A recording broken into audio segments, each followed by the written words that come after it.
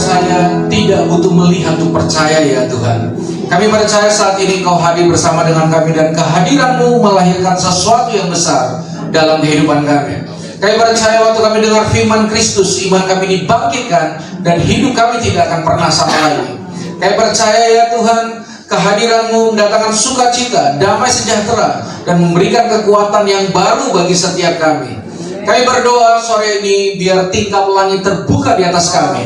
Engkau melepaskan hikmat, pengertian, juga pewahyuan, sehingga yang kami dengar bukan hanya perkataan manusia, tapi kami boleh mendengar perkataan Tuhan yang hidup, yang kami percaya sanggup mengubah masa depan kami ya Tuhan. Kami tidak akan pulang dalam keadaan yang sama. Kami berjalan makin lama makin kuat dari kemuliaan kepada kemuliaan dalam anugerah-Mu ya Tuhan. Bapa yang baik, jangan lewatkan satu pun dari kami. Bicara lebih dalam, lebih dahsyat dari apa yang disampaikan. Karena kami tahu Engkau tidak terbatas ya Tuhan. Sore ini kami buka hati kami, terima yang dari Tuhan. Sekali lagi yang kami percaya sanggup mengubah hidup kami, juga masa depan kami.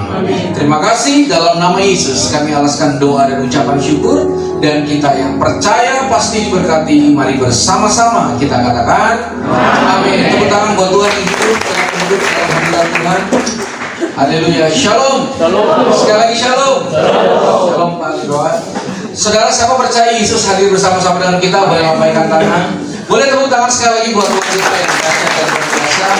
Dan sebelum kita dengar firman, boleh lihat kanan kirinya sebentar, lalu bilang, saya senang sekali duduk di sebelah kamu hari ini, dan kamu masih diberkati. Haleluya. Posisi menentukan, gitu kata orang ya, saudara. Ya, senang sekali bisa ada di sini. Ya, 1 tahun tidak bertemu, maksudnya terakhir tahun lalu.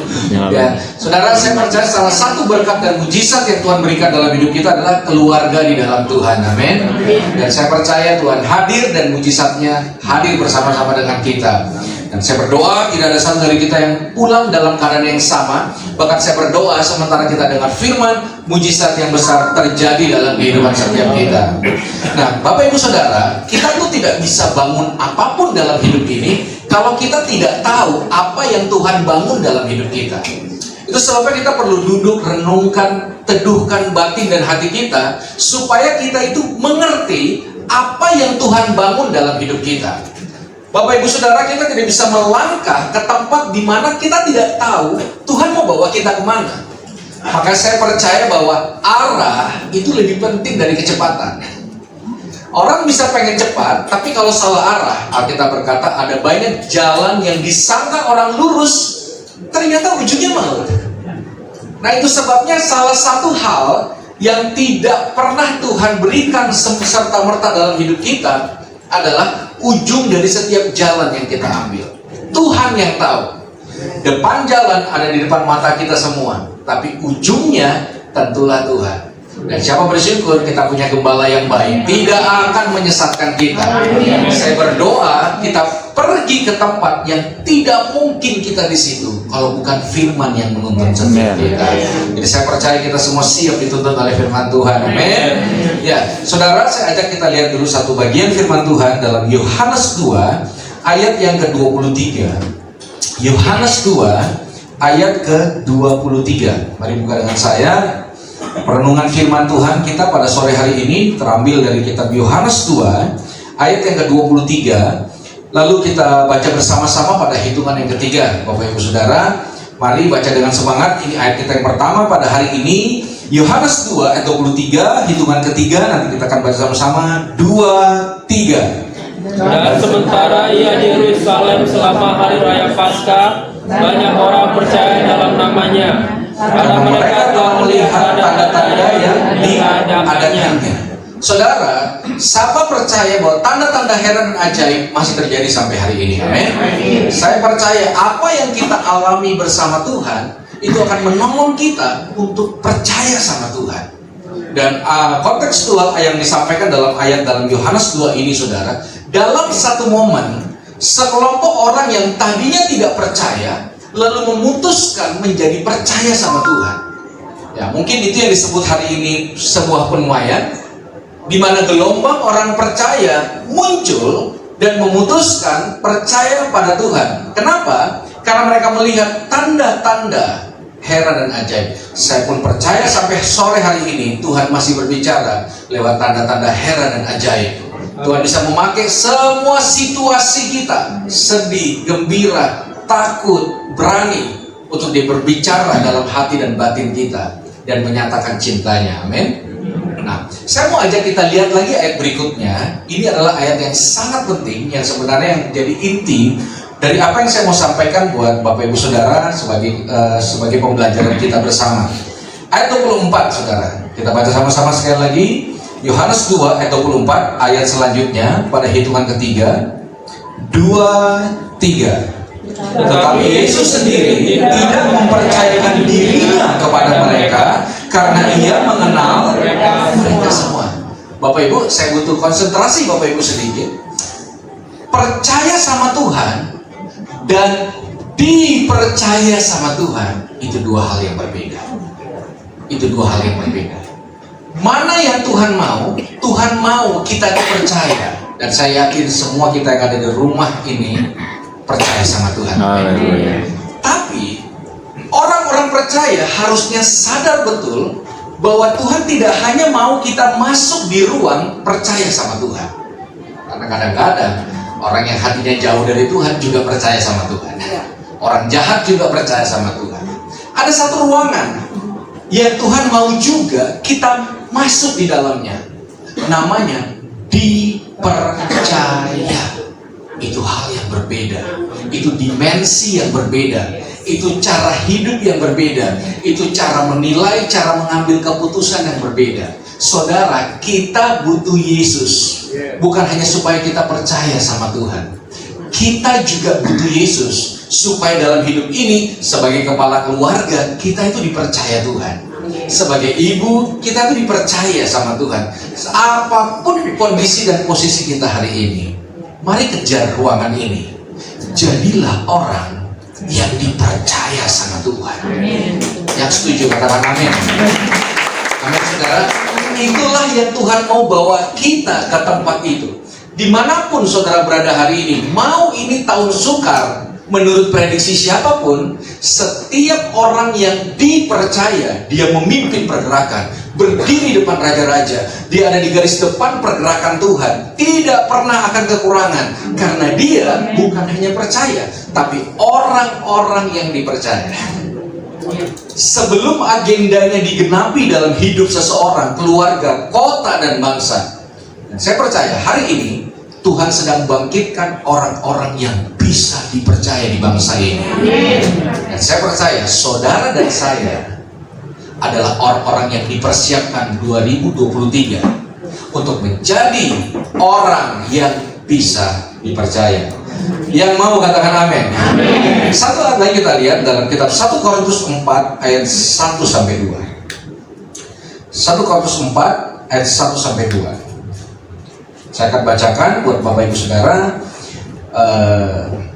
sebagai perenungan kita sore hari ini. 1 Korintus 4 ayat pertama dan ayat yang kedua, demikianlah firman Tuhan. Demikianlah hendaknya orang memandang kami sebagai hamba-hamba Kristus yang kepadanya dipercayakan rahasia. Bapak Ibu, rahasia Allah dipercayakan. Bukan hanya diberi, bukan hanya diumbar, tapi itu dipercayakan. Itu berbeda. Jadi ada orang-orang yang akan mendapatkan kepercayaan Tuhan. Rahasia Tuhan. Siapa yang Tuhan lihat hari-hari ini bisa dipercaya. Makanya kalimat selanjutnya dikatakan gini, saudara.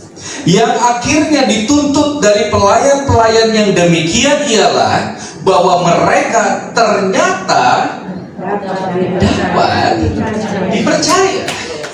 Amin. Amin. Saudara, berkat, mujizat, terobosan, kesembuhan, langit yang terbuka itu membuat orang-orang percaya sama Tuhan. Tapi karakter, integritas, pribadi yang kuat, semangat pantang menyerah, dedikasi tinggi untuk kerajaan surga, militansi untuk tertanam dan berakar, itu melahirkan orang-orang yang bisa dipercaya. Amin. Amin, saudara. Makanya kita perlu izinkan Tuhan juga mendewasakan kita, membuat kita menjadi anak-anak Tuhan yang tangguh, tidak cengeng, tidak baperan, tidak gampang tersinggung, kuat dalam segala musim, bertahan dalam segala situasi, mampu bersuka cita dalam kondisi duka cita, mampu memberi bahkan dalam kekurangan, mampu memikirkan perut orang lain dalam keadaan dirinya lapar. Dengar baik, mampu mendoakan orang lain di saat dia paling butuh didoakan, mampu memperhatikan orang lain di saat dirinya ada dalam kondisi sangat butuh diperhatikan.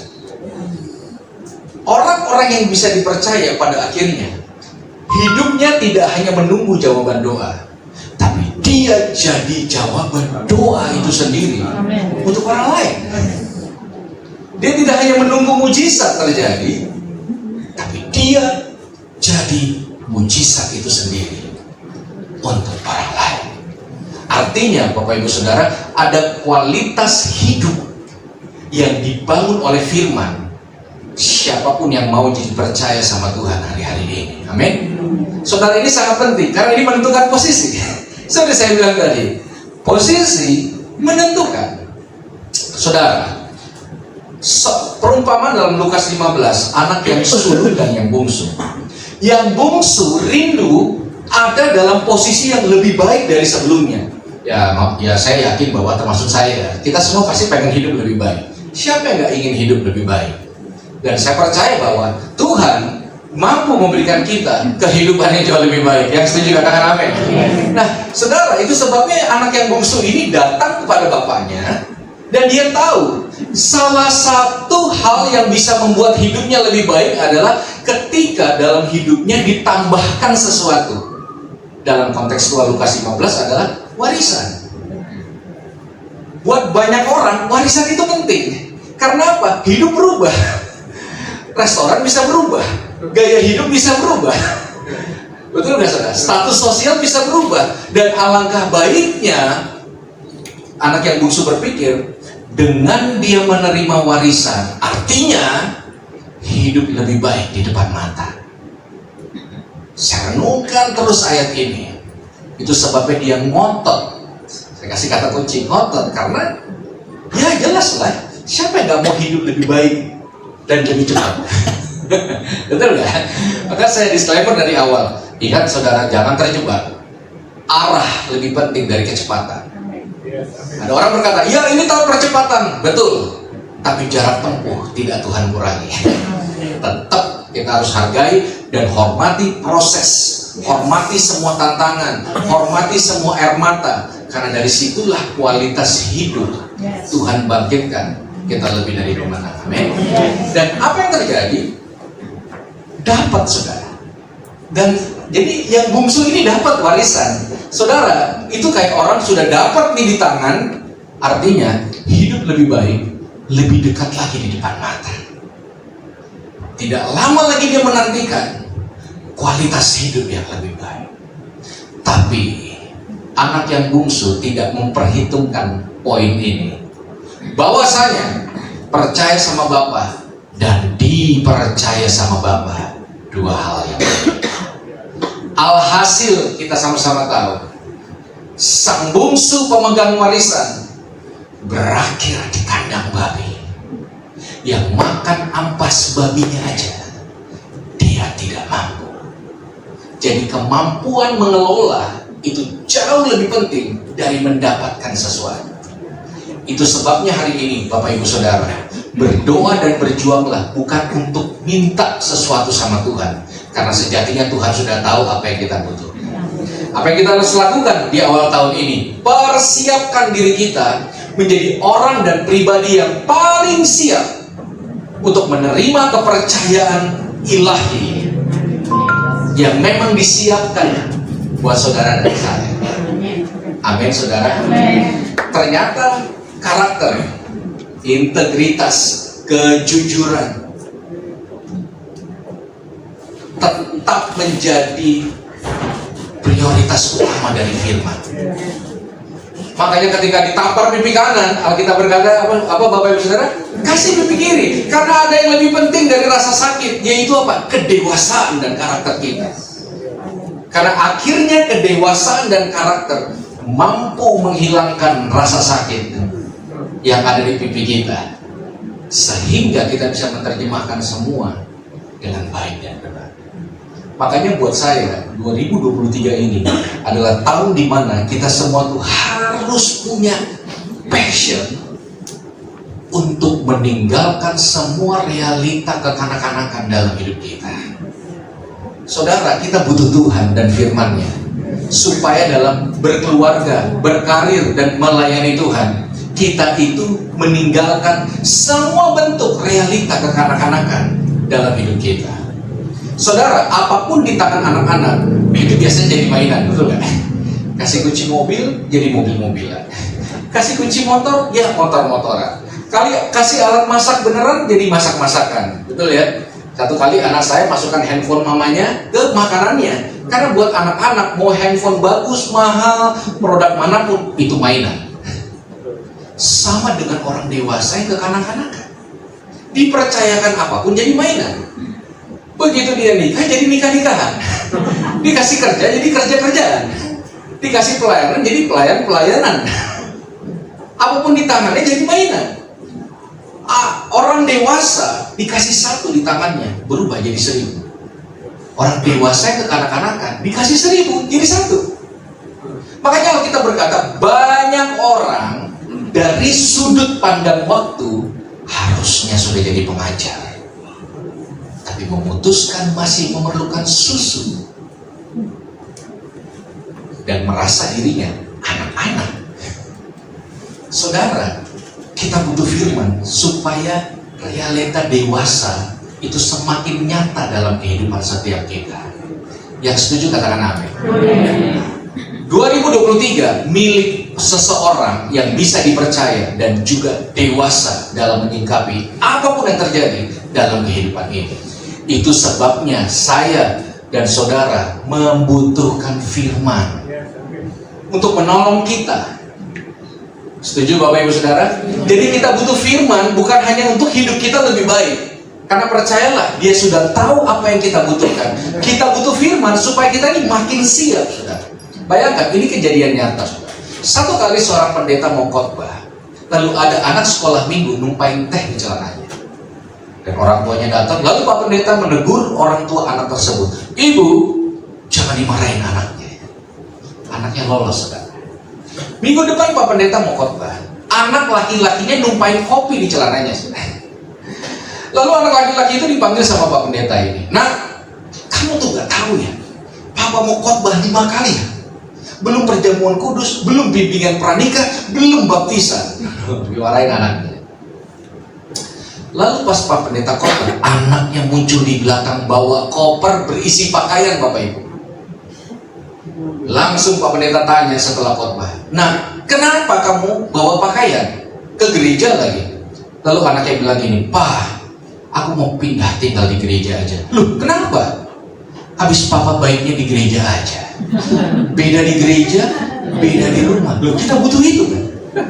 Kita butuh Tuhan juga supaya kita makin luar biasa dan dalam peningkatan pelayanan. Amin. Tapi saudara, kalau saya pulang ke rumah, lalu anak saya bilang gini, Ma, ada om tuh datang. Itu gagal, saudara. Betul gak? Artinya bahwa yang dibutuhkan bukan hanya keberhasilan dalam jenjang karir, tapi kedewasaan dalam karakter. Berani berkorban, jujur, berani mengakui sebuah kesalahan. Tidak hidup dalam 2 identitas. Beda di rumah, beda di luar. Saudara, kita butuh Tuhan supaya di luar itu tidak orang-orang terkagum-kagum dengan kita, lalu sampai rumah keluarga kita terkaget-kaget. Nah, itulah kita butuh firman. Semua kita butuh, tidak ada yang tidak, supaya kita berintegritas di hadapan Tuhan. Kenapa? Karena pada akhirnya yang dipercayalah, yang akhirnya Tuhan percayakan rahasia kerjaan Allah. Maka saya memutuskan bahwa apapun yang terjadi, kalau pundak rohani kita kuat, Bapak Ibu, kalau kita dewasa, kalau kita tangguh di dalam Tuhan, tidak ada yang mustahil buat Tuhan. Segala perkara dapat kita tangguh di dalam Dia yang memberikan kekuatan bagi setiap kita. Makanya semua bentuk proses penting, semua bentuk penundaan penting, semua bentuk pembatalan penting, semua proses air mata penting. Bapak Ibu, kalau saya bertanya, izinkan saya bertanya, kira-kira mana yang kita pilih? Masalah kita selesai atau pundak rohani kita makin kuat? Tentu pundak rohani kita makin kuat. Itu sebabnya kadang-kadang masalah kita nggak selesai-selesai. Biar apa? Biar pundak rohani kita makin kuat. Yang setuju katakan amin. Artinya kita pun perlu rangkaian proses yang Tuhan izinkan supaya kita dewasa dan kuat. Amin. Satu bagian lagi firman Tuhan, saya ajak kita lihat 1 Korintus 13 ayatnya yang ke-11. 1 Korintus 13 ayatnya yang ke-11. Saya ajak kita baca lagi bersama-sama. Bapak Ibu bersemangat, amin. Amin. Mari kita baca bersama 1 Korintus 13 ayat yang ke-11 pada hitungan yang ketiga. Semua siap? 2, 3. Ketika Aku berkata-kata seperti, aku merasa seperti, aku berpikir seperti anak-anak. Sekarang sesudah aku menjadi dewasa, aku meninggalkan sifat kanak-kanak itu. Jadi yang dimaksud dengan dewasa adalah setiap hari berjuang, temukan sifat kekanak-kanakan yang ada dalam hidup kita, kemudian tinggalkan. Maka kita akan menuju kepada kedewasaan Kristus, dan kita akan menuju kepada tempat di mana Tuhan mau bangun hidup kita. Jadi orang yang bisa dipercaya. Yang setuju katakan amin. Ya. Jadi yang dimaksud dengan ayat ini adalah Bapak Ibu, kita akan bertumbuh dari kecil ke besar. Setuju? Ya. Dan kita di berbagai segmen usia pada sore hari ini. Nah, yang dimaksud dengan firman yang tadi saya sampaikan adalah ketika kita bertumbuh dari kecil ke besar, terkadang sifat kita waktu kecil ngikut, jadinya dewasa, tapi kadang-kadang kekanak-kanakan. Nah, kita butuh firman untuk menolong kita supaya kita itu mampu, seperti ayat yang barusan kita baca, meninggalkan sifat kekanak-kanakan kita. Contoh, saudara, anak-anak itu biasanya menganggap dirinya tuh pusat segala sesuatu, betul nggak? Anak-anak tuh cenderung nggak peduli dengan orang lain. Anak-anak tuh pengen jadi pusat perhatian dan semuanya harus sesuai dengan dia, betul nggak? Makanya kadang-kadang waktu saya menyampaikan firman Tuhan seperti ini, kadang-kadang ada anak-anak yang ikut dengar, dan mungkin anak-anak itu bilang gini, ini om botak di depan ngomongnya lama banget, jalan dia, gitu. Ya sudahlah, itu kan anak-anak, saudara. Tapi sama dengan orang dewasa, dan ini kebanyakan terjadi di anak-anak muda, saudara. Begitu yang dia dengar itu sepertinya dia tidak tertarik, yang dia dengar tuh menurut dia tidak nyambung dengan logika dia sibuk sendiri. Entah main handphone, entah browsing-browsing, buka Shopee, buka Tokped, buka Instagram, dan sebagainya. Saya punya argumen, Bapak Ibu Saudara. Karena anak-anak cenderung hanya mau dengar yang dia butuh dan yang dia mau, betul nggak? Dan itu sifat kekanak-kanakan. Sama percaya kalau kita dewasa, siapapun yang menyampaikan, Tuhan bisa pakai dirinya untuk jadi berkat dalam hidup kita. Amin, saudara. Makanya kadang saudara orang dewasa yang kekanak-kanakan tuh suka gini kadang-kadang. Pak, minggu depan siapa yang khotbah? Aduh, Bapak ini, mending datang telat ya Pak. Bawa kopi yang banyak Pak. Kalau minggu depan lagi siapa Pak? Pak pendeta ini, nah itu baru jos. Artinya gini, memang kecenderungan seperti itu, tapi percayalah, dimanapun, makanya saya percaya di dalam Tuhan tidak ada tempat basah, tidak ada tempat kering. Dimanapun kita berada, kita jadi terang dan bintangnya Tuhan.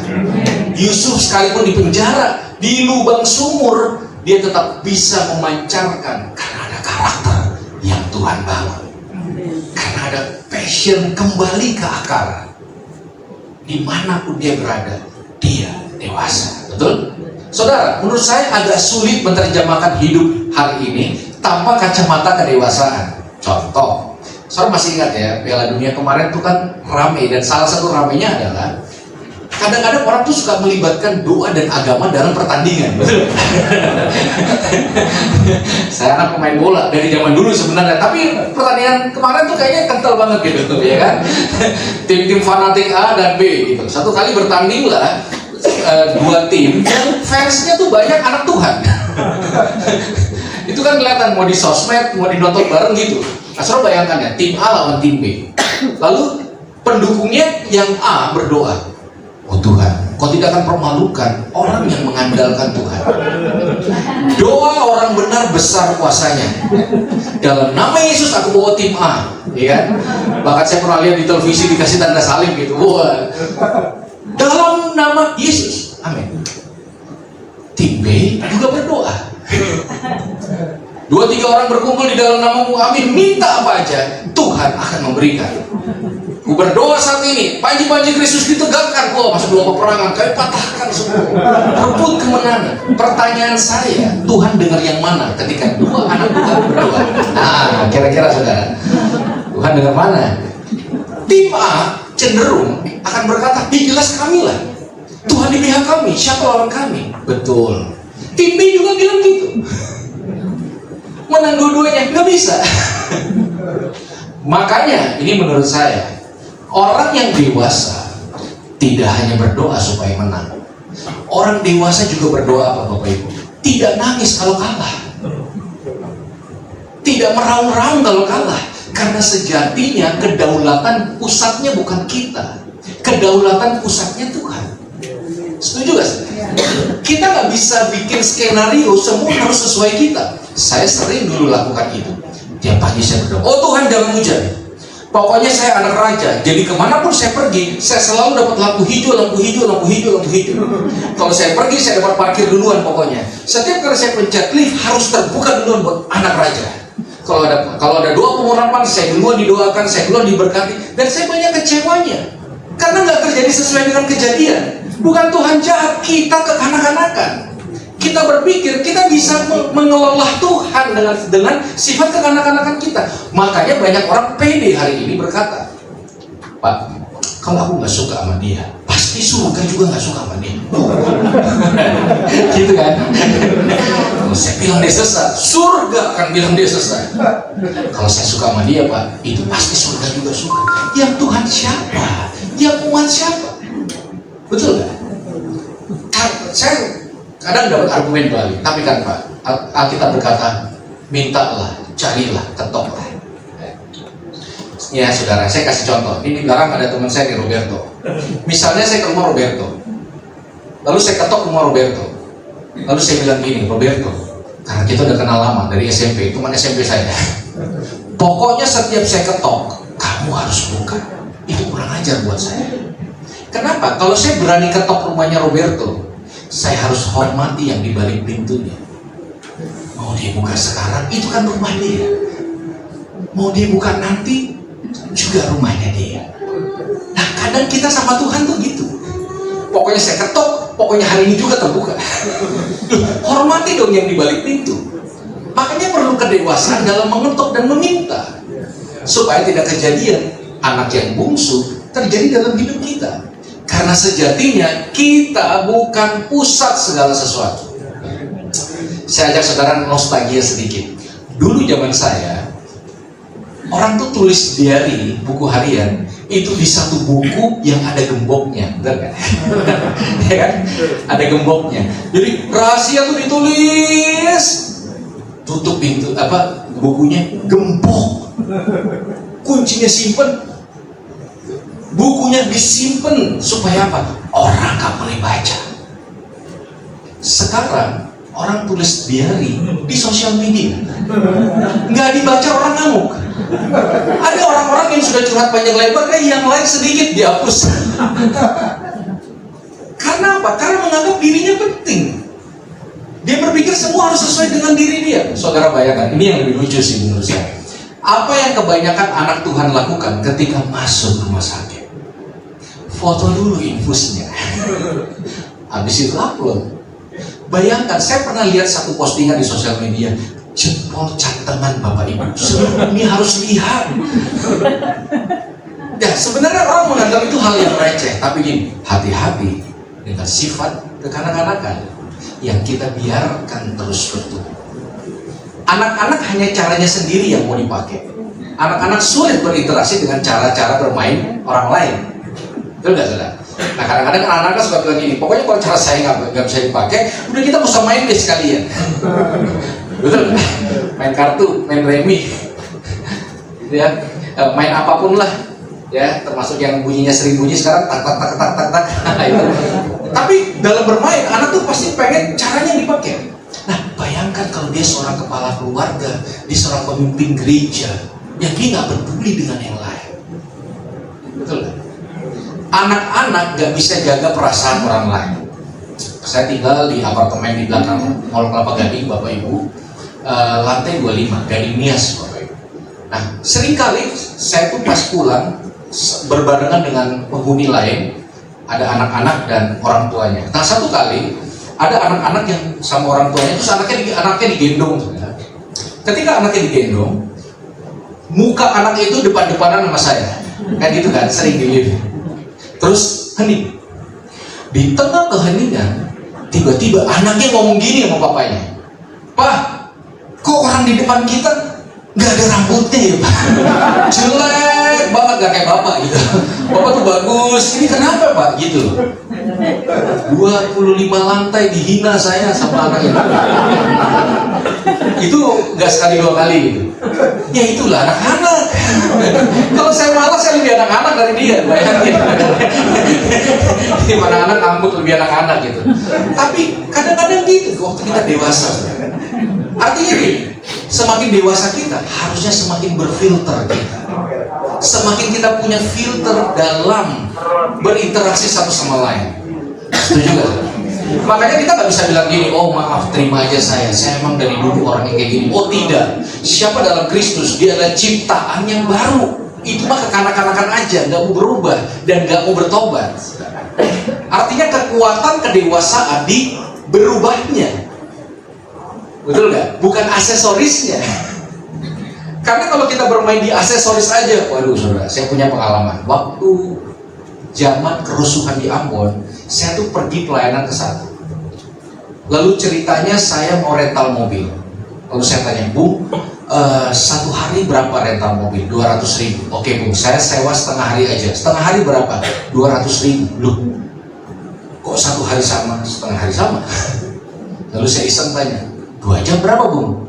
200.000. Lah, lebih aneh lagi. Karena dia lihat saya mempertanyakan, dia ajak saya ke kantornya, Bapak Ibu. Dan Bapak Ibu tahu apa yang dia lakukan di kantornya? Dia buka Alkitab, coba. Dalam hati saya mau rental mobil waktu itu, bukan mau baca Alkitab. Saya suka baca Alkitab dan saya sudah sangat teduh. Lalu dia bilang ini, "Sabar, ada tertulis dalam Alkitab perumpamaan tentang seorang pengusaha dan ada pekerja-pekerja yang bekerja di ladangnya, Bu.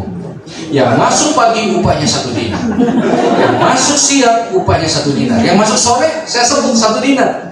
Rental mobil aja pakai ayat, tapi kotanya kerusuhan." Maksud saya bahwa kalau saudara mendalami firman, akhirnya dia akan mendewasakan kita. Dia tidak akan membiarkan, dia dalam artian firman tidak akan membiarkan kita hanya hidup berdasarkan aksesoris saja. Dia akan bawa kita kepada esensi kekristenan yang sesungguhnya, dan di situ ada kedewasaan. Yang setuju katakan amin. Saudara, anak-anak yang gampang marah, betul? Adakah dari saudara pernah mengalami atau melihat seorang anak merengek minta mainan di pasar atau di mall, lalu anaknya bilang gini sama bapaknya, "Pak, aku nih mau ngamuk loh, mau teriak." "Gimana? Papa lagi sejahtera kan? Papa lagi damai kan? Aku bisa tunda kok 2 minggu lagi." Gak ada. Betul gak? Nah, itu sebabnya kita butuh firman untuk memfilter begitu banyak kejadian emosi dalam hati kita. Kita butuh firman yang menolong kita mengontrol. Setuju gak sih? Betul ya?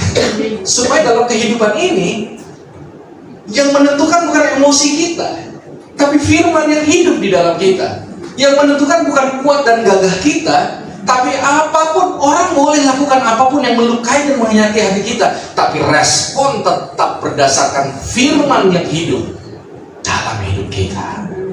Jadi tidak ada filosofi kayak lebah gitu ya. Kalau bermanfaat, kita bisa kasih manfaat. Tapi jangan coba-coba ganggu kita. Kita bisa 1000 kali lebih jahat. Oh, tidak bisa. Karena yang menentukan reaksi harusnya firman. Dan firman itu mengikis kedagingan kita. Proses untung rugi kita. Dan meredam hak-hak emosi kadang-kadang. Hak-hak membalas. Gak mudah. Bahkan untuk level orang yang sudah kenal Tuhan pun gak mudah. Makanya kan saudara kadang-kadang suka dengar kalimat ini ya.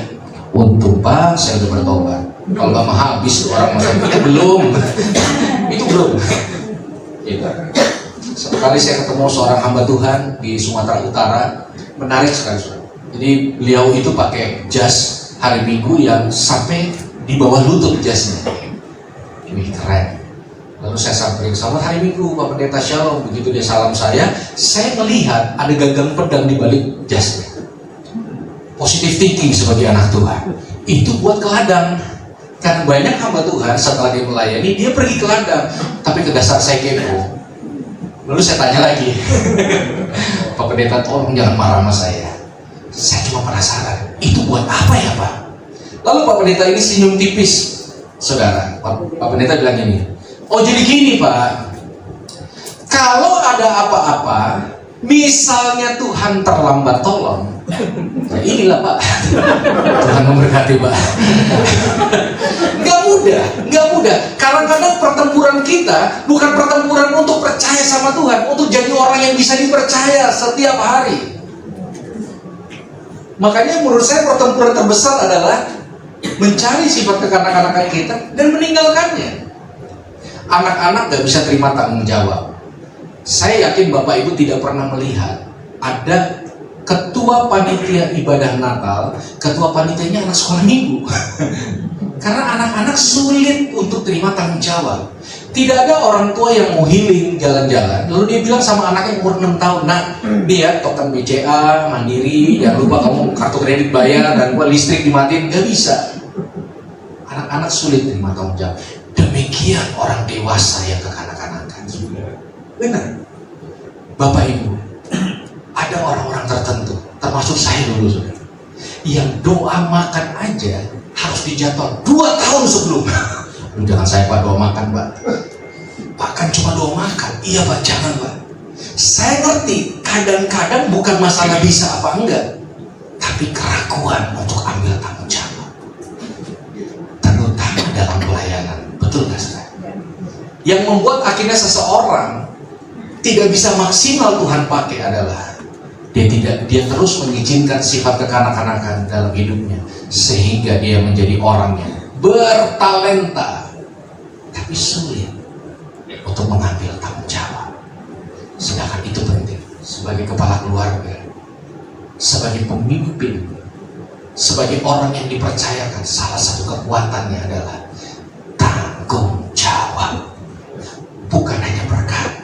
Saudara dengar baik, ada tujuan kita disembuhkan, ada tujuan ekonomi kita dipulihkan, ada tujuan pernikahan kita dipulihkan, ada tujuan Tuhan buka tingkap langit dan memberkati kita, yaitu adalah supaya kita jadi orang diberkati yang bertanggung jawab. Yang setuju katakan amin. Makanya saya mau tutup dengan 2 tips ini saudara. Tips sederhana. Yang pertama, sering-seringlah ngomong iya. Gampang kan Bapak Ibu? 2, 3, iya. Cuma iya aja.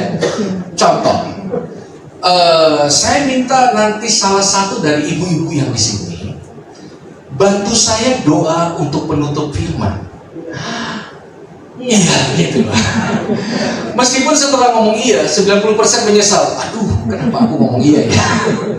Terus yang lain senang gitu. Puji Tuhan, bukan saya. Tapi saya menyampaikan dalam kasih Kristus, saudara. Ketika kita mengambil tanggung jawab untuk pelayanan, which is itu untuk Tuhan, kita bukan orang bodoh. Sekalipun seakan-akan itu kayak untung rugi. Tuh, siapa di tempat ini yang mau jadi ketua panitia Natal? Saya tunjuk salah satu ketua panitia Natal tahun ini. Cari dananya, gitu kadang-kadang ya, meeting-meetingnya. Aduh, jangan saya belum siap deh. Aduh, saya ngomong aja false.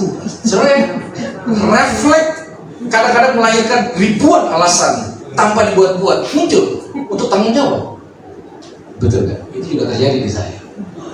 Tapi waktu saudara berani ngomong iya, waktu saudara ambil satu langkah, Tuhan buat ribuan langkah di depan kita. Amin. Yang kedua, sering-seringlah ngomong saya. Siapa di sini yang belum pernah pimpin pujian, belum pernah pelayanan? Yuk tahun ini di persekutuan doa kita, siapa yang mau ambil bagian dalam pelayanan? Biasanya setelah pertanyaan itu semua kepala tertunduk. Biasanya. Tapi dicari juga orang-orang yang berani berkata, saya ngomong belum tentu orang dengar, nyanyi juga belum tentu. Saya percaya ini bukan masalah skill aja, ini masalah bagaimana kita izinkan Tuhan mengekeh sifat kekanak-kanakan kita. Saudara tahu ada masalah-masalah tertentu dalam hidup ini. Ya, ini saya jadi nostalgia sedikit. Saya tutup dalam kesaksian ini, saudara. Saya sudah masuk dalam pernikahan yang ke-13. Nah, sebelum menikah, ya kami dari dua orang yang punya latar belakang kompleks lah. Kalau saya cerita panjang, saudara. Jadi calon istri saya waktu itu punya trauma yang begitu dalam dan panjang. Saya juga. Satu kali kami di kendaraan, terus kami berdebat ribut. Tahu-tahu calon istri saya buka pintu di tengah jalan, terus lari. Kaget saya. Seketika Matius, Markus, Lukas hilang di kepala saya. Bapak aneh. Ya kan? Lalu saya kejar dong istri saya. Istri saya itu saudara seorang Tionghoa yang kungkung poponya orang Shanghai asli. Saya Papa Ambon, Mama Manado. Jadi kalau di jalan, dia lari saya kejar, sayalah yang dikejar orang. Betul gak? Dia sih pasti ditolong orang. Saya dengan penampilan kayak gini, orang kok bakal sih, aduh, ini. Dan itu terjadi. Makanya saya makin gak terima. Satu kali, setelah beberapa kali, saya buat perjanjian.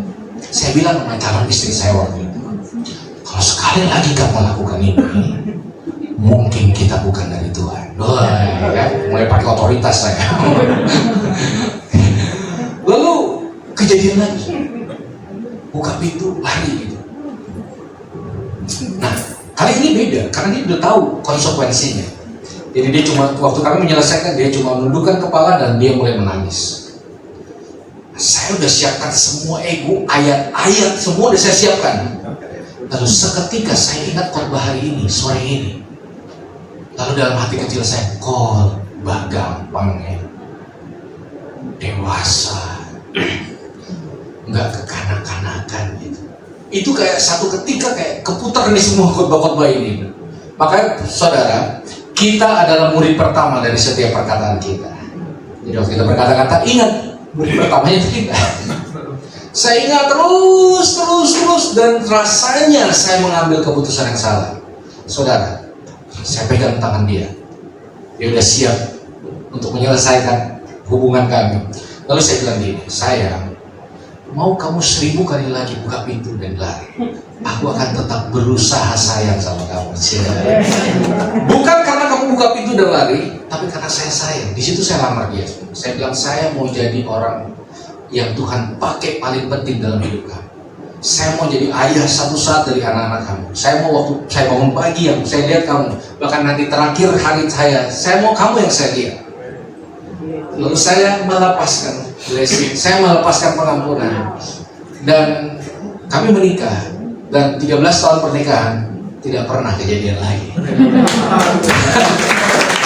Maksud saya gini, ada masalah tertentu yang tidak bisa diselesaikan lewat gengsi. Saya bisa sikat pakai ayat, tunduklah, Saya bisa sikat pakai pengalaman, pakai pengurapan, saya bisa tangking malah. Saya bisa pakai semua ego saya sebagai laki-laki. Tapi ternyata ada masalah-masalah tertentu dalam hidup ini yang hanya bisa diselesaikan lewat kedewasaan. Bukan menang kalah, tapi karakter, mentalitas, integritas, cara pandang, cara menilai, hati yang telah ditempa, cara kita memutuskan yang terus-menerus ditempa oleh firman Tuhan yang hidup. Itu yang jaga kita. 2023, saya berdoa Natal tahun ini ada ratusan kesaksian hebat lahir dari kita semua. Tuhan baik, jaga dan pelihara kita. Anak kita tumbuh menjadi anak yang luar biasa, tidak meminta-minta. Ada ratusan kesaksian keluarga-keluarga dibangkitkan. Ada ratusan kesaksian di mana Tuhan memelihara tanpa bisa dibantahkan oleh siapapun. Mari kita buat cerita hebat tahun ini bersama Tuhan, supaya akhir tahun ini anak cucu kita bisa lihat siapa yang berjalan bersama kita. Dan saya berdoa Tuhan menyertai kita. Bahkan sampai suatu saat kita tutup mata, biarlah Dia mendapati kita tetap setia, tetap cinta, tetap bersyukur sampai selama-lamanya. Kalau ada dari antara saudara hadir hari ini dengan kebingungan, kenapa ya masalah tuh kayak rajam, satu belum, satu lagi muncul. Ini belum, satu lagi. Mau mulai dari mana juga bingung. Mulai dari bersyukur. Bolehkah sore hari ini, di atas segala yang terjadi, apapun itu. Kadang-kadang yang terjadi sampai mau ngomong apa juga udah susah, air mata juga udah habis. Bolehkah di atas situasi itu kita mengucap syukur buat Tuhan yang lebih besar menyertai kita. Amin. Ku naikkan syukurku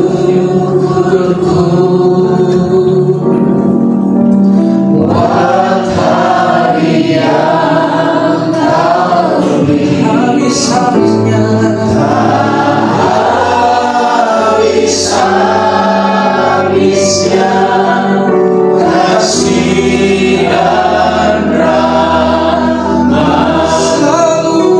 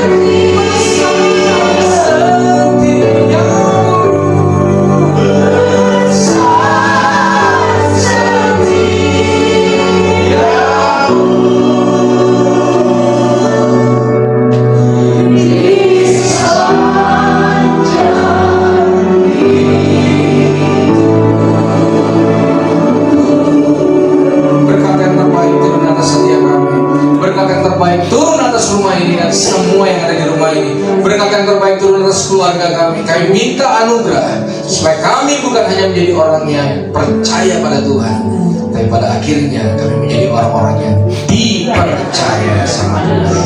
Namamu dipermuliakan. Dalam nama Yesus kami berdoa dan mengucap syukur. Dan setiap kita yang sudah diberkati dan siap jadi berkat, bersama-sama kita katakan amin. Tuhan Yesus memberkati.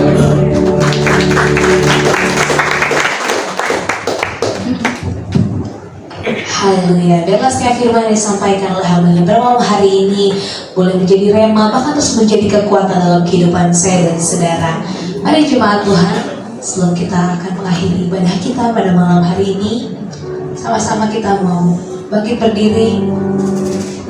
Kita naikkan syukur bagi Tuhan. Bagi Dia segala pujian, hormat serta syukur, kekal selamanya. Bagi Dia segala pujian, hormat serta syukur,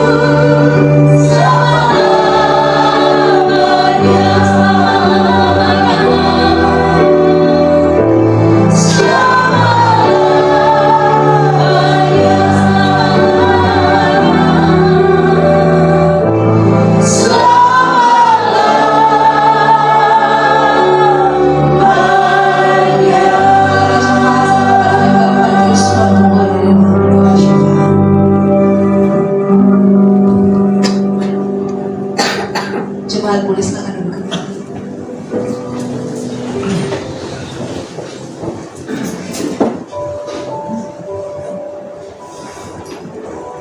Haleluya, puji Tuhan. Mari kita berdoa.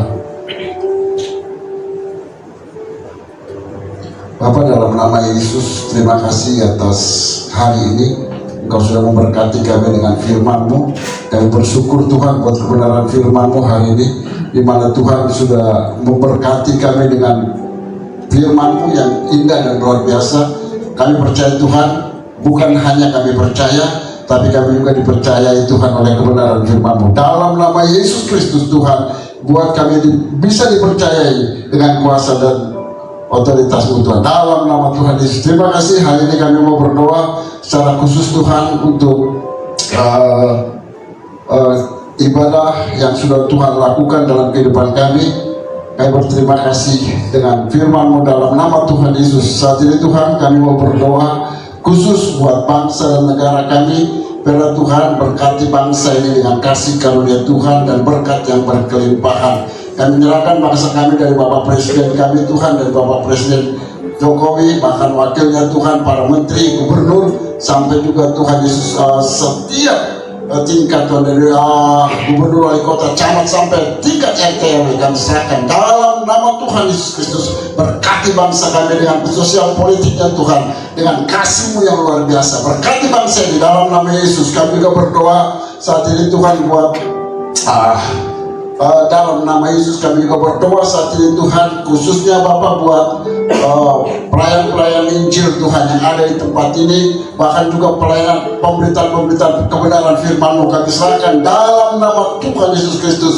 Baik hamba-hamba-Mu, bahkan gereja-gereja-Mu, bahkan yayasan-yayasan Tuhan yang memberitakan kebenaran firman. Biarlah Injil kerajaan Allah itu masuk Tuhan dalam kehidupan setiap kami dan setiap bangsa ini Tuhan. Dalam nama-Mu kami juga berdoa secara khusus Tuhan buat aparat yang hadir di tempat ini, yang beribadah bersama dengan kami. Mari Tuhan, mari firman-Mu untuk menyatakan kehidupan mereka, supaya aparat di tempat ini juga merasakan hikmat Tuhan, berintegritas untuk melayani Tuhan. Terima kasih. Dalam nama Yesus kami juga berdoa secara khusus Tuhan buat keluarga besar Pak Birawan Tuhan di tempat Pak, keluarga besar Tuhan dari ex Sunarto Tuhan, baik Pak Sore dan keluarga, Pak Didit dan keluarga, Pak Wemi dan keluarga, Pak Jenderal Andika Perkasa Tuhan dan keluarga, kami berdoa secara khusus dalam nama Tuhan Yesus Kristus, biar kuasa-Mu yang menyatakan dalam kehidupannya Tuhan saat ini. Kalau Engkau menghendaki dia untuk naik jadi hari satu Tuhan, mari Tuhan, kami percaya